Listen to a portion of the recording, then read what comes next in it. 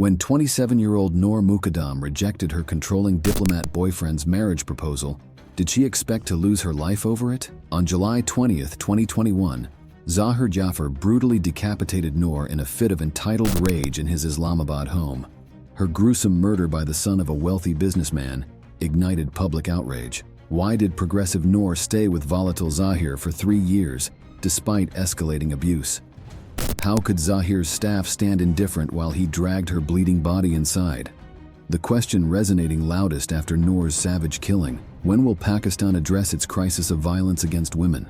Over 30% of women facing domestic abuse here lack protections. Will Noor's tragedy finally force judicial reform and societal reckoning to safeguard Pakistan's daughters? Noor Mukadam was born in October 1993 into an educated, progressive Pakistani family. Her father, Shaukat Mukadam, was a member of the Foreign Services of Pakistan, serving in diplomatic roles in Ireland, the United States, and other overseas posts. Spending her early years abroad, Noor absorbed the cultural attitudes of Western society, forging an open-minded perspective that differed vastly from the restrictive norms governing women in her conservative homeland. She attended prestigious schools in Dublin, where she easily blended into the local Irish community and forged tight bonds with 2 childhood best friends. Noor's world shifted when her father was reposted to Pakistan and the family returned to Islamabad. Having assimilated to the values of self-determination and independence in Ireland, Noor struggled with the culture shock of her new environment, one dominated by traditional Islamic attitudes and strict gender roles for women. In contrast to the free public cycling culture Noor enjoyed in Dublin, women riding bicycles carried overt sexual connotations in Pakistan, making it forbidden.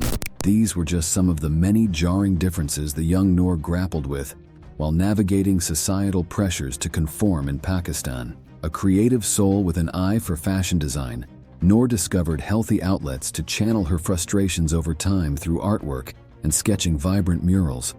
In 2018, 27-year-old Noor crossed paths with Zahir Jaffer, a charismatic 30-year-old born into an ultra-wealthy Pakistani family. Zahir had recently returned to Islamabad after years studying overseas and inheriting the family's successful property development firm from his father. With his expensive designer wardrobe and European luxury car, Zahir emitted an air of sophisticated worldliness that likely appealed to Noor initially. Though the origins of their acquaintance remain unclear, friendships soon spiraled into a romantic relationship by the end of 2018.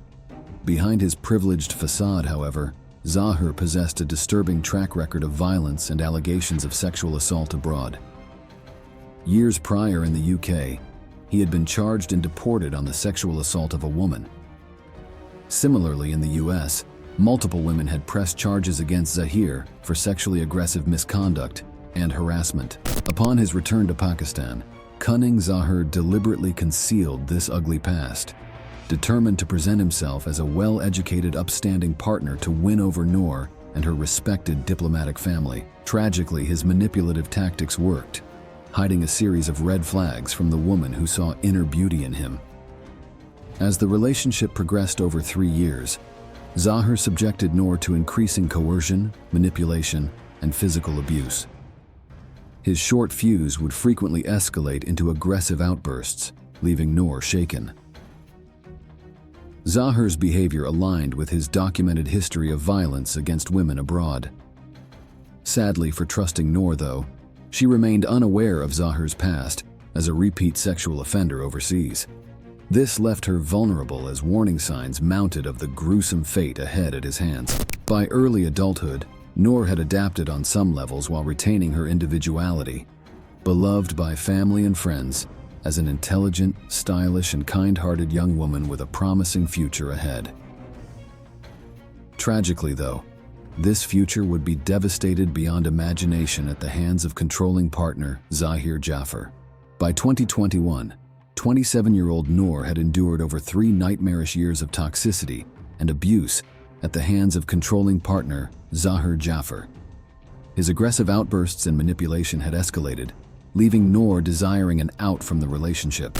Unbeknownst to her, 30-year-old Zahir had concocted a deceitful plot to force Noor's hand in marriage on July 18th when he lured her to his home under false pretenses.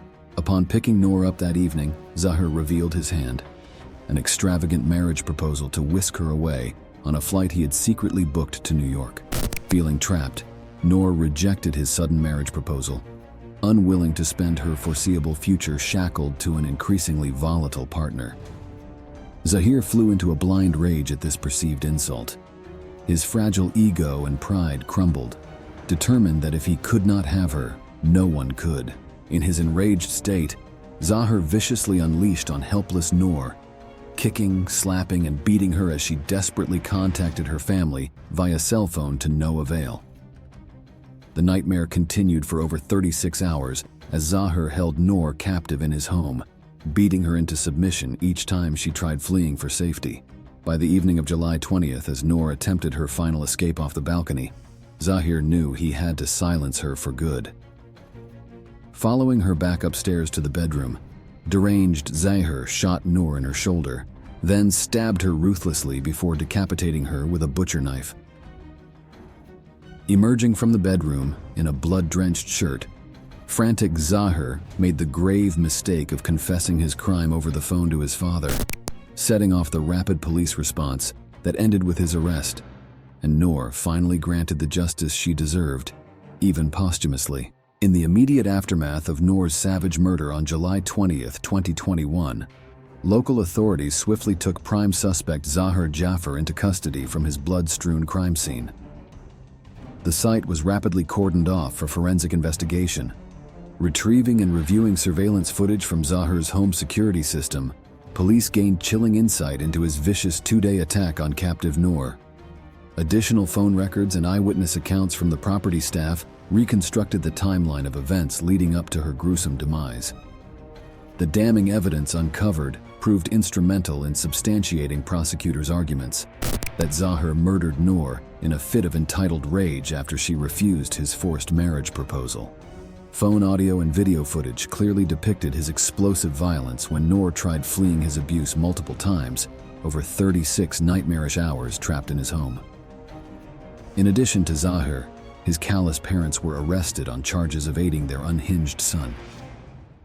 2 household staff members also faced convictions for standing indifferently by as Zahir dragged a battered Noor back inside, failing to alert authorities or render aid. Zahir's trial commenced just 7 months later in February 2022. Overwhelming forensic evidence and testimony implicating his guilt led prosecutors to successfully advance death by hanging, Pakistan's maximum sentence. Justice was ultimately served for Noor in death, with her unrepentant killer sentenced to meet the same violent end that he had inflicted on her. The verdict also brought a small measure of closure for Noor's grieving father Shaukat, and family members left grappling with hollow justice. Noor's brutal murder ignited public outrage in Pakistan and viral activism under #JusticeForNoor, uniting angry calls for reform and accountability. Mass protests condemned the authorities enabling violence against women. Vigils for Noor became workshops on abuse prevention, empowering at-risk women. Intensifying pressure persisted until the landmark passage of a domestic violence bill 1 year later, recognizing women's right to safety. Noor's tragedy catalyzed national dialogue and parliamentary action to improve Pakistan's shameful status as the 6th most dangerous country for women. Her death sparks hope for a more just future. When Zahir Jaffer's murder trial commenced in February 2022, prosecutors presented overwhelming evidence of his undeniable guilt in Noor's savage killing. Yet Zahir pled not guilty, attempting to obstruct justice with irrational defenses. Ultimately, his lies failed, and he was sentenced to death, Pakistan's maximum penalty for the brutal murder. The verdict brought a bitter sense of relief and justice to Noor's loved ones and supporters, though it could not offset their profound grief. Zahir defiantly challenged his sentencing, displaying contempt for the law and trying to dodge consequences. But his appeal was swiftly rejected, and the death sentence firmly reconfirmed. Noor's father, Shaukat, stood firmly behind the judgment, having pushed for the death penalty since Zahir's arrest. While nothing could restore his daughter, the sentence granted Noor some small, posthumous justice. While Zahir Jaffer's dramatic guilty verdict represented progress, Noor Mukadam's senseless murder amplified the systemic injustices facing oppressed women in Pakistan daily. Statistically, over 30% of Pakistani women suffer domestic abuse in a nation where toxic masculinity and misogyny remain deeply woven into the sociocultural fabric. Legal protections and support resources for abused women are scarce to non-existent. Noor's tragedy stirred national outrage and demands for reform. Momentum surged to challenge status quo attitudes, trivializing domestic violence as a private matter. Out of devastation emerged re-energized determination to shatter this pattern, perpetuating danger for women countrywide.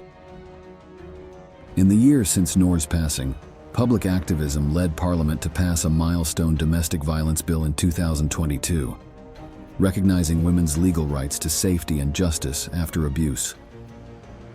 The victory carried bittersweet undertones as a testament to Noor's enduring legacy.